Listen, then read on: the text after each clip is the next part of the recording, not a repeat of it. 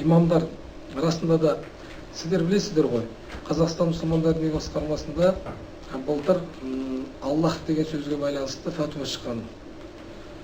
Сіздер Қазақстан басқарманың фәтуасы шығып жатқанынан бейхабар болсаңыздар, халық қайдан біледі фәтуаны? Сіздер бірінші болып сол фәтуа, қандай фәтуа шықты, соны өздеріңіз танысып, соны халыққа жеткізуші сіздерсіздер ғой. Ал енді неге бүгінгі күнге дейін Аллах сөзін айтып жүрсіздер?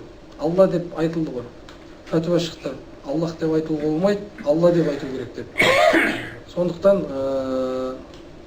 бүгінден бастап жаңағы барлық ауылдық, аудандық имамдарға да жетсін, Ахметжан, уағыздарында Аллах деп сөзді айтуға болмайды, Алла деп айту керек. Ол жаңағы ағаларымыз дұрыс айтады, кеше шәкәрімде Абайда айтып кеткен Алла деп. Ешқайсысы Аллах деп айтпаған.